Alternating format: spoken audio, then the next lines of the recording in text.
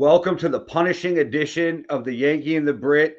Not even my idea. Our resident Cowboy fan was like, hey, let's go talk about this game. Yeah, I mean, we may as well get something out of it, right? Like, I'm not may as well at least use it for content straight away rather than having to deal with just sitting and wallowing in my sorrow. I get to spend my anguishing time with a friend before we watch the Rams against the Lions game now. Yeah, and I'm just going to try to. I have opinions and I'll give some of them, but I got more questions for you than I have opinions on this game. Oh yeah, that's So, good. my question for you is before we even get into the football X's and O's, because there's questions there too, but what train are you on right after this game? All emotional. Fire Mike McCarthy or keep him.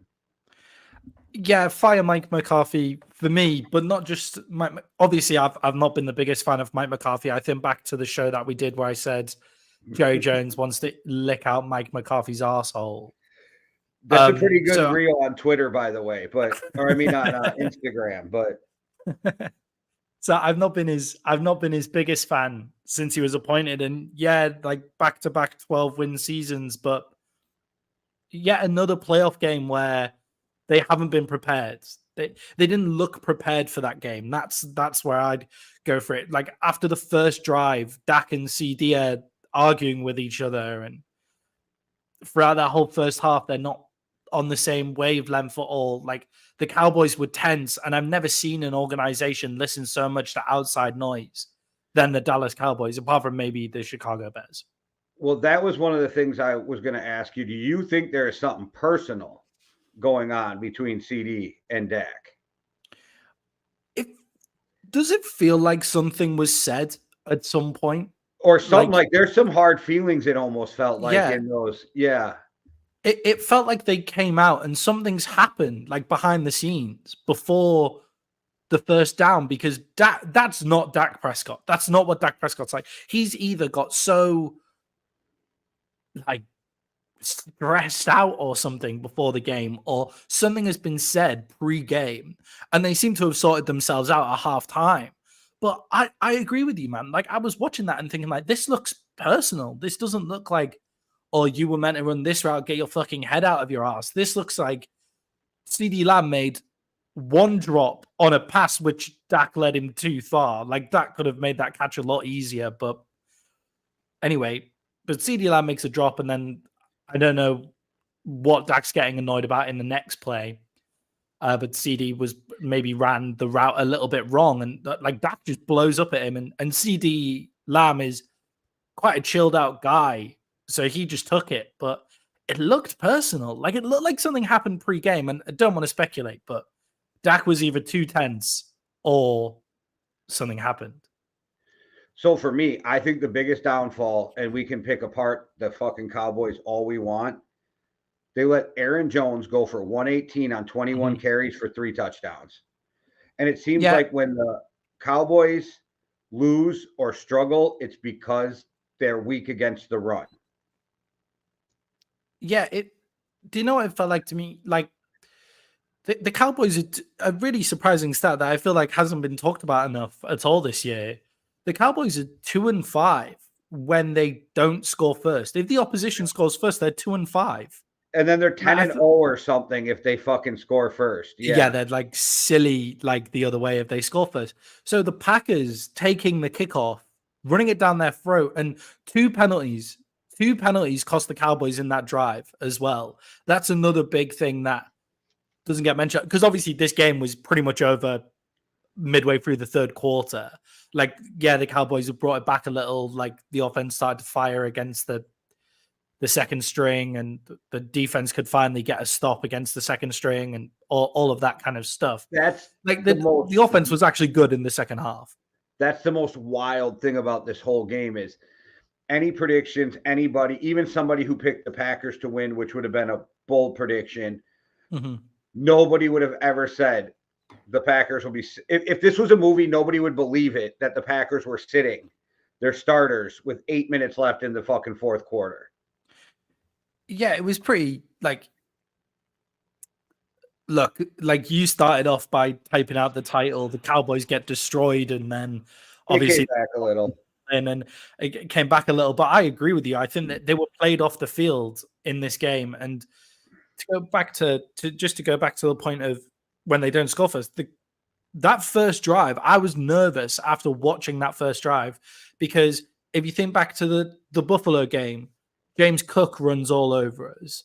The Dolphins game, the Dolphins run game is impressive. The Lions, which was a close game, Montgomery and Gibbs were impressive. And then today, Aaron Jones, who just every time he plays against us, like I always thought it was Aaron Rodgers that was the problem when we played against the Packers, but it seems fucking not. Maybe it's been Aaron Jones this whole time, and we've just not been we've just not been aware. Maybe it was a different Aaron, but look, we've had a problem at D tackle the whole time. Our D tackles on Odigizua, third and long D tackle is fucking incredible as a pass rushing D tackle. Mazzy Smith has not done anything this season at all for us. We need some, and Hankins, once Hankins went down, that's when you saw the problems with this defense. He went down just before the Buffalo game, and since then we've had problems. And I just think back to it, and I'm on the vibe now of just, I don't want to sound like I'm over exaggerating because we're not that type of show and we're not those type of people. I would get rid of the whole coaching staff right now. Dan Quinn, Mike McCarthy, it all included. Dan Quinn, I truly believe, is going to end up being the next coach of the Seahawks. Maybe not, though, but that's what I think. Every Cowboys fan can either love or hate my next statement. I want to see Bill Belichick as the next coach of the Dallas Cowboys because you take all that talent and he is going to make that defense even better with Diggs coming back too. He's got 2 really good corners, 3 if Gilmore stays. Okay. Because Gilmore's getting old. I don't know if he'll retire, and I don't even remember how long of a contract you signed him to. But though you got Micah Parsons, who's going to wreak havoc. Bill Belichick always makes a defense good. Like, that's not the Patriots' problem ever. Mm-hmm. And you give him all that talent, and he brings in McDaniels with him, Josh McDaniels, to see that. I think that offense is the 16-0 Patriots. Yeah. Look, I don't. I'm like not saying they'll go McDaniels. 16-0. By the way, everybody, I'm just saying they'll have that kind of talent that the Patriots did. I remember we made a video when the rumors first came out about Bill Belichick being the next head coach of the Cowboys, and I came out very staunchly against it. Since then, I think Bill Belichick has actually done quite a good coaching job in New England. Since we did that video, I was like, actually, the offensive side of the ball is horrendous. And if you take him away from, I think the offensive side of the ball could be his fault because of the way he treated the quarterbacks, the way he addressed personnel. He's already got the personnel in Dallas. That's what I think he'll never be forgiven for in New England. Yeah, it's his personnel issues in New England. Stephen Jones and Jerry Jones probably won't let Bill Belichick, like if Bill Belichick comes, and it sounds like they have quite a friendly demeanor off the field. If Bill Belichick comes, he's not going to be in charge of personnel because the final word on personnel is Jerry Jones. And the great thing is, I think if Bill went to them during the draft though and goes, we need player X and here is why, they would give him player X. Yeah. The positions that we need, are the positions that Bill Belichick can actually draft well. So D tackle. But I think leader at middle linebacker. I think they listen to him. I don't know if he needs to be in control of everything anymore, and if he would just be willing to go, if I let Jerry know we need to do everything we can to get this free agent, Jerry's going to try to do everything he can to get this free agent or Steven or whatever. And I just think Bill wants to win a Super Bowl. He has to. Brady did it. Like people are already saying it was Brady more than Belichick. He made those horrible. Making Matt Patricia the offensive coordinator was the dumbest fucking thing he ever did, and he'll never be forgiven for it. That's part of the reason the fans were clamoring for him to be gone, right? So if he went to Dallas and brought a really good offensive coordinator with him, like who manages a football game better, let alone on Sunday, but Monday through Saturday, than Bill Belichick? Yeah. Where I've I'm happy with if Bill Belichick's appointed the head coach of the Dallas Cowboys. I'm now happy with it. The video, everybody go watch the last video that we did about it. It was 2 months ago, maybe. I was so against this, but actually, if you've watched Bill Belichick in his coaching role, now that we know that the personnel is fucked up, but in the coaching role, they've actually been one of the best defenses in the league since then. And in the big games, our defense has not been good. Like, our defense hasn't been good in a single big game this year. Like, the offense could have done whatever they wanted today. Obviously, fucking Dak throwing 2 interceptions. I imagine we'll move on to Dak after we've spoken about the coaches. But Dak throwing 2 interceptions doesn't really fucking help the defensive side of the ball. But the defense also wasn't able to stop Aaron Jones at all.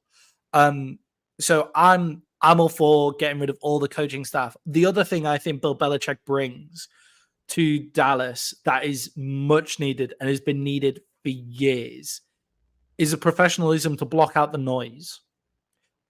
Being the head coach of the Dallas Cowboys is probably the hardest, like probably one of the more rewarding and probably one of the hardest coaching positions in football, probably one of the most pressurized coaching positions in the world. It's why I'm so fucking amazed that Jason Garrett was the fucking head coach of the Dallas Cowboys for so long. I think it's mainly because Jerry could just walk all over him and Jerry Jones was basically the head coach. That's the only reason that Jason Garrett was there. I think Jerry for so loved long. him. I think that's the reason why. Like, he was loved him as a brother. Backup quarterback forever, Yeah, loved him as a son. But outside of Jason Garrett, I think it is possibly the most pressurized position, head coaching position in football. That's not going to phase Bill Belichick. And Bill Belichick, the Patriot way is a fucking fair. We're going to probably do a show this week reacting to coaching hires and stuff. Like, we'll probably talk about Mayo. The Belichick way for me is the Patriot way for me is not the Patriot way. It's the Bill Belichick way. It only has ever worked with Belichick and Brady. But I do think that Dak would be the kind of quarterback that has those intangibles where if that Belichick can have with Brady, obviously the skill on the field we'll talk about. But I'm all for Belichick coming if he wants to come. I just don't want to see the same mistakes happening again. It's the definition of insanity. Yes, we go 12 and yes, we get 3 12-win seasons in a row, but then we get to the playoffs. We come into the playoffs playing tight football. We manage the game poorly. We get away from doing what we do well. Same happened last year. Same happened the year before. Like, it's the definition of insanity doing the same thing over and over again and expecting a different result. So let's just get somebody else in. Yeah, and I think so. You remember when they made the comparison that they said that Dak is or Kirk is just a white Dak Prescott? Mm-hmm. I think the better comparison to Dak is Tony Romo. You're about to take on my favorite quarterback of all time. I'm a Wisconsin kid. Like, I cheer for them, but his narrative was always he could never win the big game. And that's what we're starting to see with Dak. No matter whose fault it is, that's all you're going to hear. And that's going to be the whole narrative in this offseason is Dak can't win the big game. And Dak easily could have thrown 4 interceptions in that game. Yeah, today was bad. Like, for the first, I messaged you saying for the first time, I'm on board with that statement because I've always been like, there's so much other stuff that has gone wrong in those, and even in this game, the defense played so horribly, and that we went away from. We were running it. I don't understand why we were running it on second and 4. Like, we haven't had a run game all year. Why are we running on 2nd and 4? Like, it just puts pressure on the 3rd down. At least if we pass on 2nd and 4, then you get 2 looks at the pass, all of that kind of stuff. We seem to go away from what we were doing well. That picks the first interception led him too far in the regular season. I reckon Jair Alexander might have been called for pass interference, but they let that go throughout the game. So no shade on the refs here, but okay, 1 interception. That pick 6 was horrible. And that was the dagger in this game. If we go into that game. And he was forcing the ball to CD. Yeah, all he was doing was looking down CD and forcing the ball to him. So it's just, just jump that route. And we've been so CD reliant all year, but it's not been from forcing the ball to CD. It's because CD's been working his way open. So then you become being CD reliant at that point. You're like, okay, fine. Like CD is open. But CD sat down nicely in zone coverage. Like, great. In this game, CD spent very little time open, has 2 drops in the game. The moment felt too big for CD in that first quarter, personally. First team All-Pro, CD Lamb. And it just felt like Michael Gallup is one-on-one the entire time. And Michael Gallup hasn't had a great season, but he is a difficult matchup one-on-one. Brandon Cooks is running underneath routes and is a good slot receiver. Like, you don't need to force it to CD on every play. And that pick 6, that was it. That was the game. Like, if you go in 20 points to 3, 20 points to 7, hopefully, ideally, but 20 points to 3, you think, okay, 17 points behind, we can make this work. But the defense couldn't stop anybody, so it doesn't matter. But, yeah, terrible decision. I have a theory on why you lost. Yeah, go on. It's football karma. I don't agree with that. Never should have been the 2nd seed. Anyway, the Lions can now have their straight home runs until San Francisco now. Oh, I think football karma, they're going to lose tonight too for Dan Campbell acting like a petulant child in week 18. Yeah, I think so too. I think Dan Campbell is maybe this loss actually stops the annoyance of Dan Campbell. Like, would you be surprised if the Detroit Lions were watching that game and for some reason were cheering Green Bay in the locker room? Because that's the kind of petty I see as Dan Campbell. I agree, but can we be honest? I think every team in the NFC was watching that game and cheering for Green Bay. Oh, yeah. You'd rather play Green Bay in your house rather than having to go to Dallas, obviously. You'd rather play Green Bay in their house than play Dallas. Yeah. Like, and Dallas is the way more talented team, and I still can't figure out how they lost the game. The zone coverage was blowing my mind. Yeah. They weren't in sync at all. Pollard, I don't know. He just disappeared. Like, the run game was non-existent. And it's not like the Packers have been tearing the world on fire when it comes to the running game defense. So, but in my happy place, I think this means Joe Barry keeps his job, and I think he's the worst defensive coordinator in the NFL. And he's had called 2 good games, so keep him. Good. Okay, keep him. Yeah, I get, like, just on Joe Barry, the Cowboys have made their way back into that game to the point where the starters had to come back out and play. Because Joe Barry was so conservative, like so prevent that it's like, oh, okay. And obviously the Cowboys didn't really have a shot. They should have had, they were doing all the basics wrong. The reason that the Cowboys lost today is every single basic from every single player just went out the door. Like, it was, all the basics went out the door. They were too tight. They've hyped this game up too much. I think the Cowboys building lets the media in more than anybody else apart from the Chicago Bears. I think the Cowboys let the media in more than any other organization. And I think they've hyped themselves up and the moment became too big for them and they stressed themselves out and they just got every basic wrong. And that was shown on the onside kick play.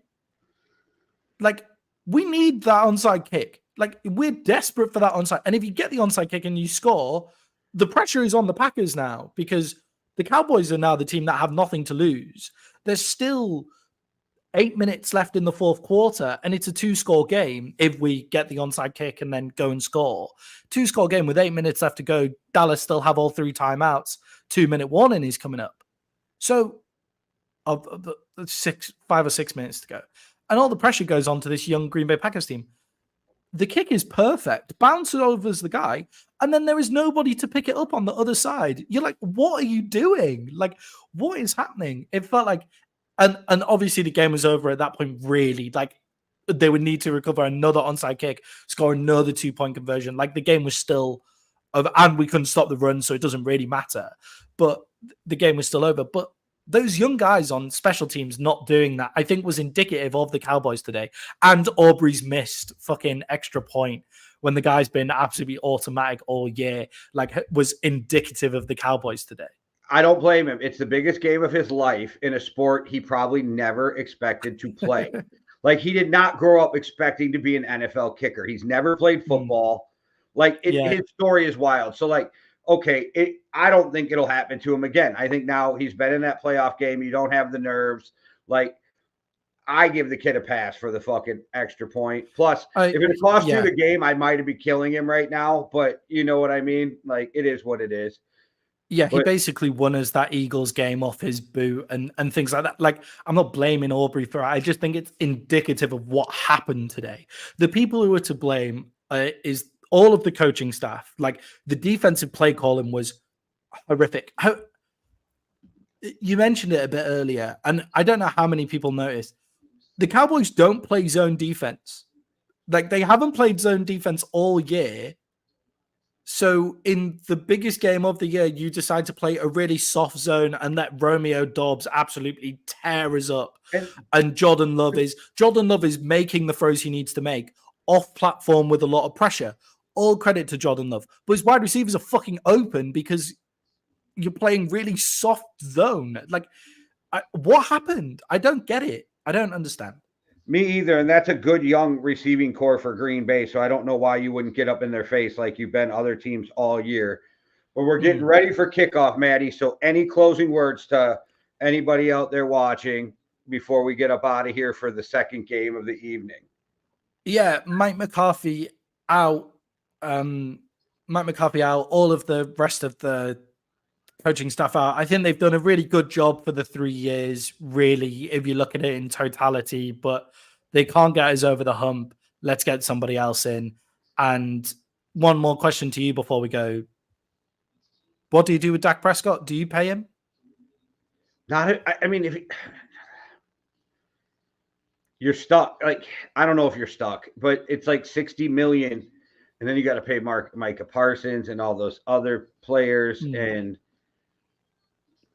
I guess it depends what Trey Lance looks like. I don't know.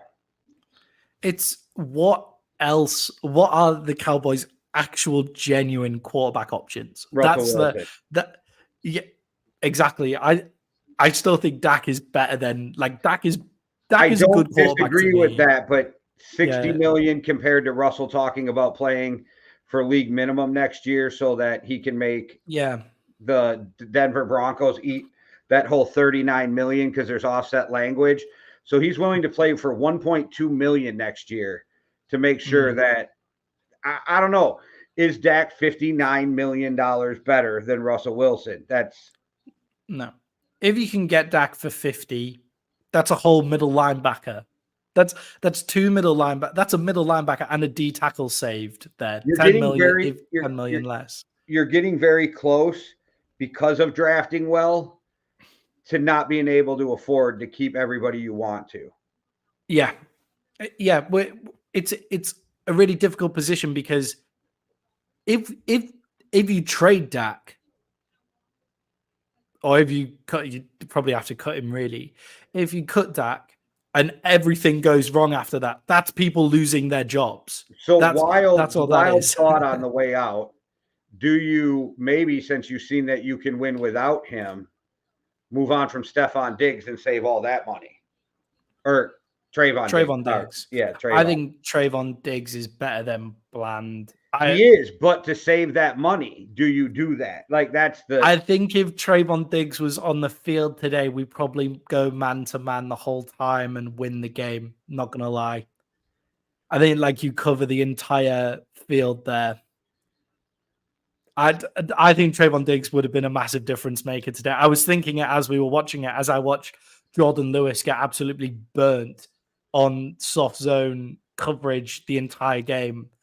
I'm like, Yeah, if Trayvon Diggs is here, then Bland is covering that guy, and yeah, I keep All Trayvon. I right. don't know who you get rid of. All right. Well, That's they're made me about to feel kick better. off, so we'll get out of here because I'm sure everybody would rather watch them than us. So we'll be back this week to break down more of the playoffs. Maddie just had to get some shit off his chest, and I was all for it. So here we That go. made me feel loads better. All right, guys. Thanks for watching. One world, one love. Deuces. Cheerio.